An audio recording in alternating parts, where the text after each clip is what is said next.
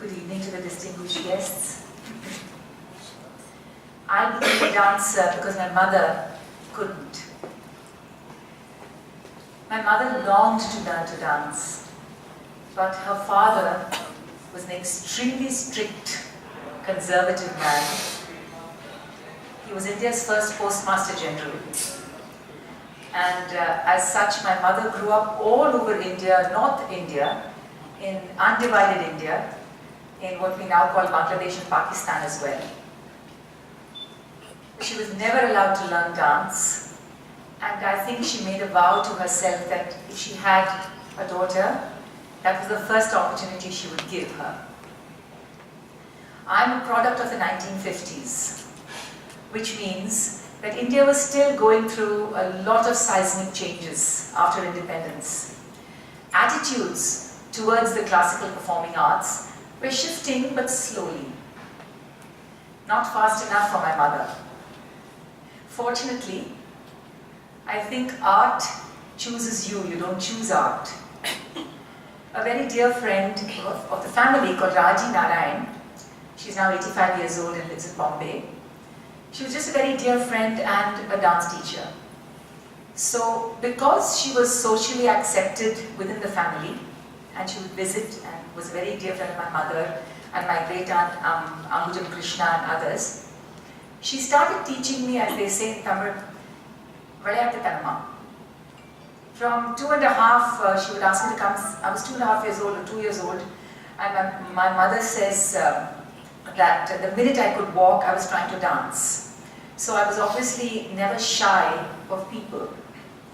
So Raji Narayan, who I call Raji Auntie, would ask me to come sit on her lap, and that's how she started teaching me Pattu, Carnatic music, Talam, dance. So for me, I've never ever thought of dance as being something formidable, with a very strict teacher, a class that I don't look forward to, because it was for me play.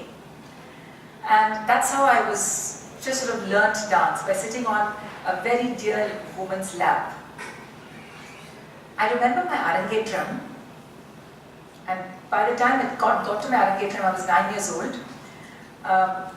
My father was facing, my father's side of the family was going through also very major business decisions. A small family from Madurai coming to Madras and making a sort of a very big, ambitious push into manufacturing.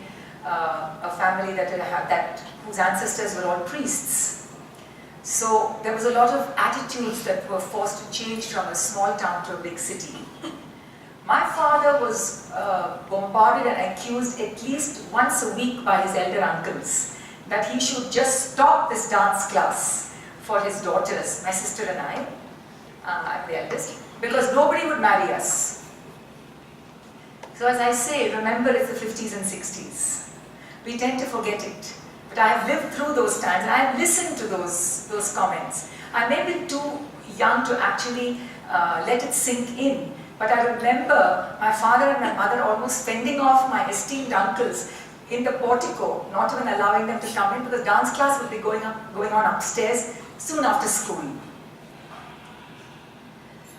And well, it somehow continued.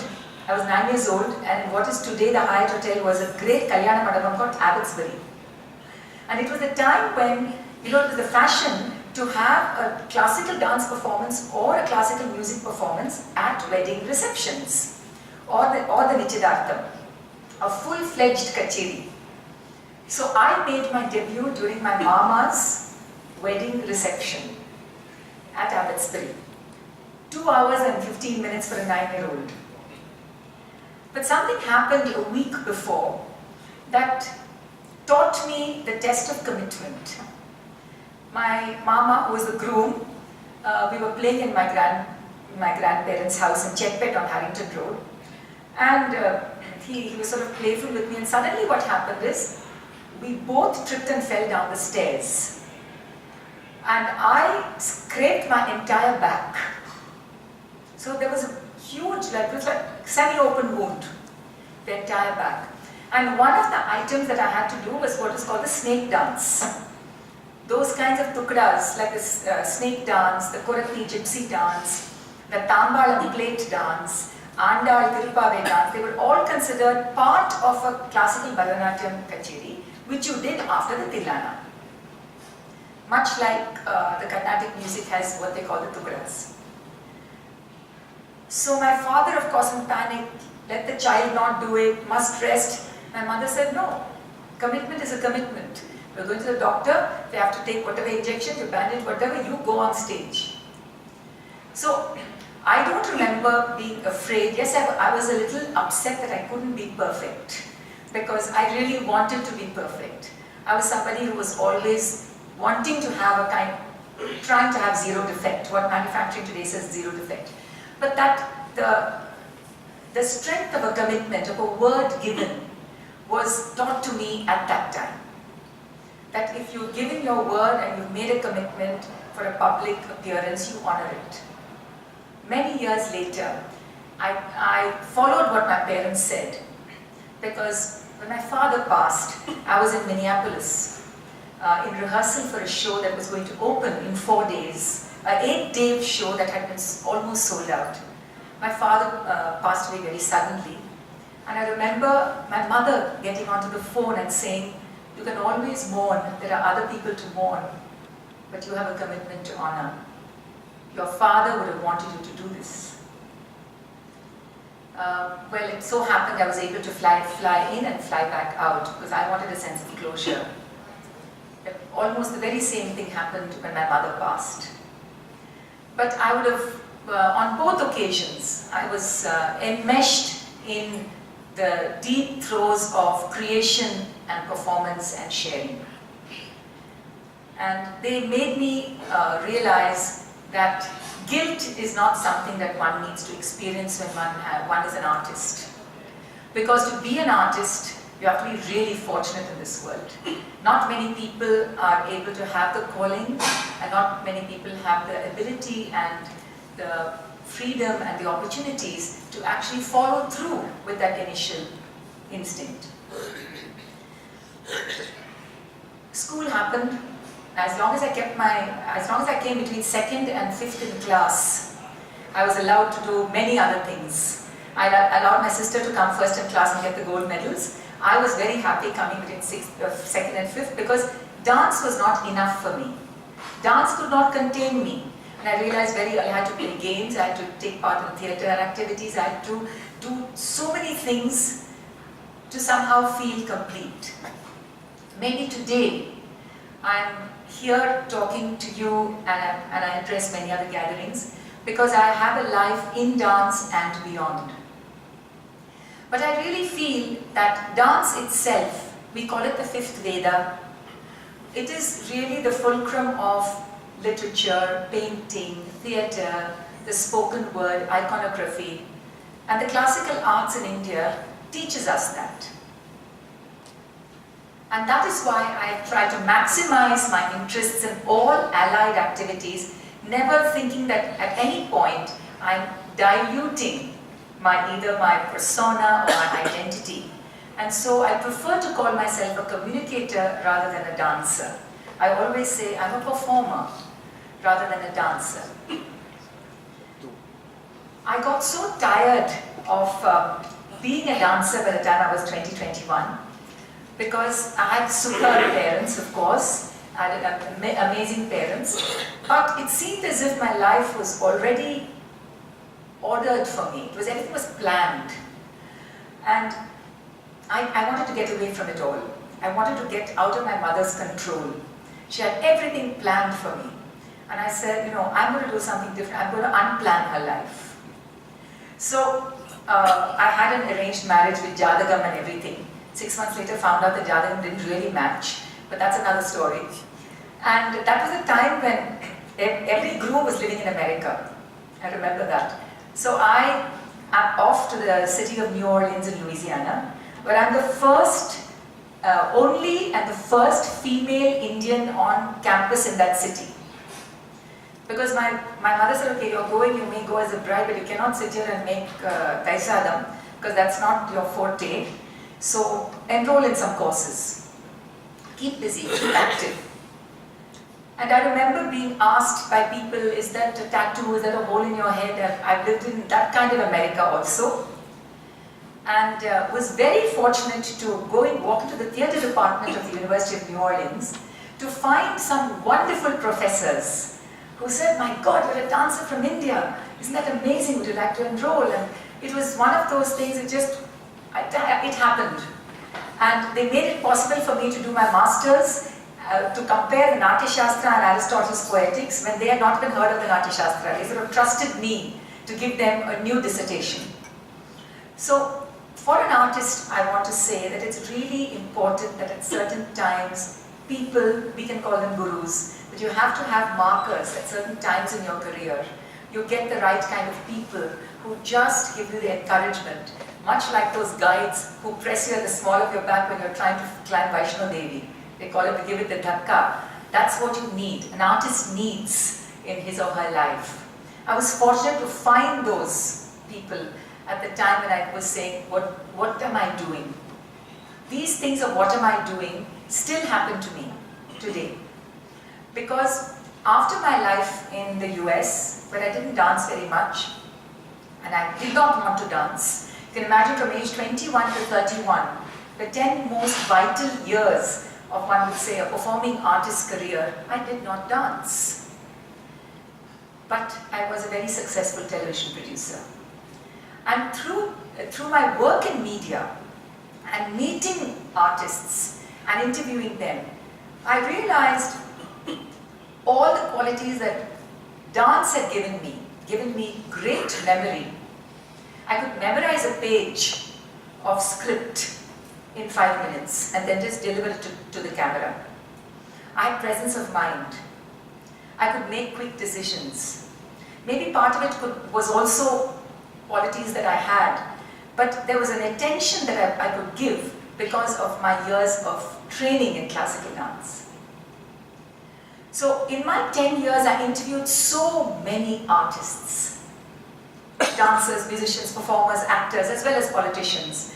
So my 10 years, did I miss dance? How could I not miss dance? I did not miss dance. Because I didn't feel like I was going away. I was exploring another creative aspect of my life. And from President Reagan to Gorbachev to the James Bond, Roger Moore, I had a talk show, the first of its kind for the Indian community in New York City. And I was meeting the most amazing people. What I learned from all of you in management is how to work with a modest group of people, have them subscribe to your vision, lead the team, have a deadline, and bring them all in to the deadline. And that was an extremely valuable life lesson and a management lesson that I brought back to India when I came back in 1990. I returned because I had 2 very young children, my marriage had failed, and I said, I want my children to be safe. So I reacted as a mother rather than as a professional. I could have stayed on. I had lots of opportunities in America, but there was something very dissatisfying about nibbling at 7-minute and 3-minute stories for 10 years at a stretch. And I wanted to stop doing that. And I wanted to come back and do nothing for 2 years. And I could only do it in my mother's house. Do nothing for 2 years where my children were taken care of. And this is where also I was very fortunate. I never got ever from my parents, I told you so. They protected me with positive energy. Always. And they told me that if your marriage hasn't worked, it doesn't mean you have failed. So you've got 2 amazing children. Figure out what you want to do with your life. But remember one thing, we are here to take care of the children. This is a home, but you have to figure out your life. So don't hold on to my pallu. My father said, I've taught you enough about being a professional, and so that's what I learned. How can I professionalize the arts? After all, it's still more or less a mother-father home cottage industry. Mother manages, father manages, husband manages the artist. It still happens in India. How could I professionalize it? I tried. 25 years ago, I started something called Arangam Trust. born in the veranda of Sudharani Raghupathi's house when I was talking about it. Trying to bring my experience of media and my love for the performing arts. Once again, I was doing things outside dance, festivals, conferences, and presenting other artists. And people will say, why are you presenting other artists? Don't waste your time, present yourself. But I was trying to find collegiality. I was trying to find like-minded people in dance and theatre and music. Those who believed that India was on the cusp of change. Remember 1991, we still talk of Manmohan Singh and the liberalization. I came back in 1990, not expecting it to have the cusp, but India was changing. And suddenly there were so many young people in the arts wanting to dance. But since then, things have changed again. So in my years, today, this year, I turned 60. It's an important, monumental moment for a woman. 60 in my mother's generation or my grandmother's generation has meant very different things from what we women are today. So the multitasking that an Indian woman does and continues to do, whether single or married, whether globalization has actually impacted and helped her, the jury is still out on that. But as somebody who came from a family that's now known very much in business, even though I speak to you today and I have a biodata that sounds fairly impressive, I'm still asked by my elders, by my elder uncles, "Enna pandra? How do you keep yourself busy?" And somebody who wants to be a little sarcastic, "So, what's your return on investment? What's ROI? What's your turnover?" So, over the years, instead of trying to convince them about how happy I was doing what I did, I turned it on its head and made fun of it. You want to talk about return on investment? You want to talk about bank balance? I tell you, of course, they don't expect it, so they don't know how to counter it with something else. They just sort of smile and walk away. But that's all right, because I'm not here to convince them, because I'm convinced about who I am, and there are not that many people who can also be a catalyst or an enabler. I've seen my parents give so much of their time to others, to interests that go way beyond business. There are people in this room who have such warm memories of my parents. I've seen them spend so much time in so many different activities. So I said, how can I give back to dance, the joy that dance has given me? And in 1992, and I remember this so clearly, I had come back to India, but I was going back and forth, keeping up some of my contacts and some of my work. ABC Television was coming to do a big India story. Remember, it was Rajiv Gandhi, Indira Gandhi, Rajiv Gandhi assassination. India was emerging, new economic policy. I get a call from the then anchor of ABC News called David Hartman, who anchored a morning talk show called Good Morning America. And his office called to say, we're going off to do these political interviews, but we want to do some soft stories, we want to talk to some artists. So, we're going to be in Delhi, and I said, if you're in Delhi, you have to meet Yamini Krishnamurthy, she was my idol.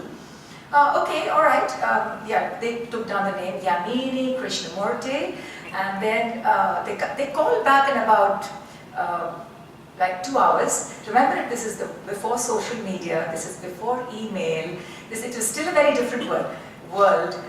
News was coming through on the fax machine and the Reuters tape. They call back and say, we don't know, we can't get her number, we tried the embassy, we tried the consulate, nobody has her number.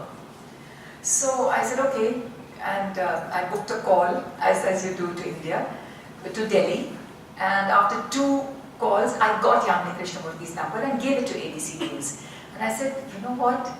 Yamini Krishnamurthy is not known in the database of international embassies, although she has danced and traveled with President Radhakrishnan, and she has been our cultural ambassador for so many years. So why don't I do a phone book? And that's how the first edition of Nartaki was created. It was a telephone book. That's all it was. It contained 1,000 phone numbers of dancers, which I also got by laboriously calling friend of a friend of a friend in each city. And I remember so clearly, on March 1992, I went to the ICCR, the Sangeet Natak Academy in the Department of Culture, saying, I want to put out a phone book. They said, quote, please don't bother, we're going to bring out a book in 6 months. And that was 23 years ago. So the first edition of Nartaki happened. And my father said, what are you doing a phone book? No, I really think this is going to, I just think it's so important. I think it's important for people to connect and network and get to access people that they want. That kind of thing. And so it was published from the small corpus that I got when I started Arandam Trust. And it was sold out in 6 months. I didn't realize it was something that was needed. But between 92 and 97, when I did the second edition, we started getting emails. Our phone numbers changed from 5 to 6 digits to 7 digits. And overnight, some of our house numbers have been changed. Old 10, new 10, 20, suddenly. So I realized that I couldn't keep up. It needed to go online. So I had a web presence from 1996, which is really early for an artist. So that's going to be 20 years. So in 2000, Nartaki.com went online. In the 15 years that it has existed as the largest presence on Indian dance, we've had several hackers try to bring it down. We've had several enraged dancers trying to instigate others to sue us. We've had lots of excitement. And in 15 years, the website doesn't really make much money. It doesn't pay for itself. But that was not the point. The point was to connect those in dance and those involved in dance across the world. So I've not looked at art with an economic horizon, which today might be taken in the wrong way to be say you're a fool if you don't monetize. But not everything needs to be and not everything has to be monetized. And that is perhaps what keeps me still engaged and keeps that little fire and the little bubble burning inside of me about why I love art. Maybe that is why my eyes still shine when I talk about dance. Maybe that is why I'm able to talk to young people and mentor them and say, you know, there's something really special about you being given the chance to be a dancer. How long you will be in dance, I don't know. But as long as you are there, really give it your 1000%. So, besides being on stage, which I don't dance that much anymore, maybe one a month on an average, but that doesn't matter to me. I will consider myself a dancer through my life. And I will consider myself as a performer. So my Nartaki.com and my Kaisiki Natakam, I just end with Kaisiki Natakam, which some of you may not know. My parents would always take us on a long train journey once a year. That was a must. And know how to manage on 2-day, 3-day trips with the then state of our Indian railways. But that was part of all the growing up and discovering India. One of the places would be the ancestral village called Tirukurumudi, which is in the Tirunelveli district. And I would go with my father, who was very interested in the temple renovation. He was interested in social service. He would get the women to start making the apparam for all the factories in Madras. So when I used to go there, the temple was quite filthy. It was filled with bats. One couldn't walk in. But over the years, I saw my father and the other uncles get involved. And something about that place kept drawing me, even in my years when I was in the US. One day in 95, somebody comes to me and says, you know, in your village there's a fantastic old theatre tradition that has been extinct. So again, 20 years ago, the story of Kaisiki Natakam exists in the palm leaf manuscript of how many of you know of Nandana Charitram in Chidambaram?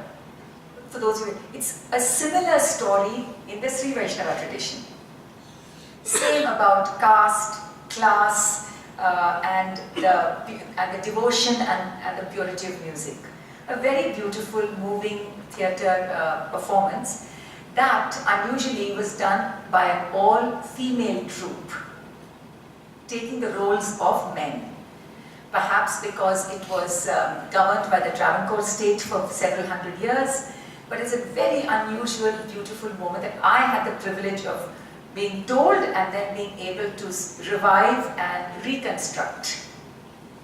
But today, we are living in a Tamil Nadu where through the arts, I have come to realize that caste is still playing a very, very big place in the entire discourse of the arts. Perhaps the reason the state doesn't support the world's largest festival is because it's considered an elitist Brahmin festival. Perhaps it's the only privately funded festival in the world that exists for 75 years without a paisa of state support. But in the arts, I've always been ready to face the kind of suspicion from my own people, not from outside. For instance, if you ride in an aircraft and you're sitting with somebody next to you in India, what do you do? I'm a dancer. Oh, my wife is also a dancer. Why do we devalue such a fantastic profession of dance? We will never say, oh, my wife is also an engineer, my wife is also a lawyer, if you happen to be dabbling or took a course in college, one course. But somehow we haven't enshrined and given a performing artist that freedom, the space and the respect to say, I am an artist, period. And why is it that business people and other professionals will call a dancer and say, please dance for free? Well, they're ready to pay for the lights, they're ready to pay for the hotel menu, they're ready to pay for the stage and the alcohol and the food, but the artist is expected to give one day's turnover for free. And somehow an artist is supposed to live without money on air, we're supposed to educate our children, we're supposed to somehow live for the pure vision of the arts. And we forget that Buddha was a Kshatriya prince, Rama was a prince, and none of them, they all lived in great splendor and had very unusual lives, and so did Krishna. And this is an Indian attitude. This is not an attitude in the West, where you get so much respect when you say that you're a dancer or a choreographer. I mean, you are welcomed, and I have to say it's because of my art that I've been able to walk into the palaces of kings and the offices of presidents, not because of my bank balance, not because of my turnover, but because of the strength of what I do, my dance, my art. And so I want to conclude, and I must think of my parents because Rotary was so dear to them, that my mother said, "Ni uppa chakraya karayarthukku, go out into the rain, face the storm." So that courage is needed in the arts, because you're always the object of somebody who either dislikes you, they may not know you, they may not have liked what you do, but they decide they don't like you as well. So that's there. And my father who said, be the first person on the moon, nobody remembers the name of the second. So the attempt or those ideas to try and be the best that I can be also helped me hone my own speaking and articulation skills that television helped. Today, you can be brilliant, but we cannot communicate. That is, more than half your arsenal is depleted. So today, I'm still a student. I still have curiosity. I still have to learn. I have to find new ways of keeping my body fit. I have to find new ways to train. I have to find new people to collaborate with. And maybe one of the questions will be, why did I stop doing classical dance? I'll answer it at that point. But I think that to be born a South Indian woman is a great blessing for me. And I say South Indian. And I say to have the chance to say that I am an artist, a performing artist, is also a great gift. So I hope that I continue to have my eyes shining, to be able to give hope to the youngsters, to the people I mentor. And of course the youngsters are very impatient and very lazy, but we can come to that next. And I want to give this message to my two children who are both creative, a son who's a filmmaking major and a daughter who's a writer. Both of them I need to protect because nobody was there to protect me. And in today's fiercer and ever competitive world where the only horizon of success is money, it becomes even more important to nurture those energies that are not thinking of money in their first breath. Thank you.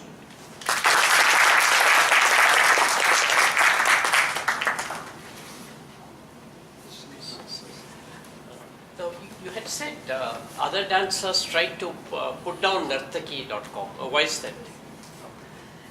Well, they may not have liked a particular review that was carried. I write an editorial where I travel and I just share thoughts. They may have taken great umbrage to that. Artists are prickly porcupines. Yes. And the age of the objective critic has more or less vanished, at least for dance. And the pages space is evaporated in the periodicals. So we are left with online discussions, blogs, and web portals to continue, and of course social media, to continue what can be, is engagement with the arts. But social media can also create its own mythical heroes and heroines instantly. Yes, so Nartakis had a lot of, has been at the target of a lot of suspicion and dislike, but it has endured because it was not created, it was created by me but not for me. So it doesn't matter what my opinions are. I don't micromanage the site. I have an editorial team. So if I don't like particularly a certain dancer's style, it doesn't matter if she's danced somewhere and she's danced well and there's a good review, the site will carry it.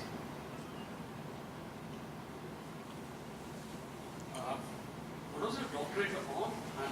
My doctorate was on the challenges of the revival and reconstruction of Kaisiki Natakam and Tirukurangudi, Women's Studies from University of Madras. But I thought you went to US first. I went to the US and got a master's in television and film. So this was done Later, when I came back. Why did you do that? I just, I got the degree in 2010. Just now. Yes. And sorry, one more question. How do you really manage to find, I think you sort of said it all, how do you manage to spread your time across this? I think the busiest people find time. Sorry? I think the busiest people find time. But I'm also somebody who just focuses on a project, gets it done, and then I'm able to just put it behind and then move on. The challenge is more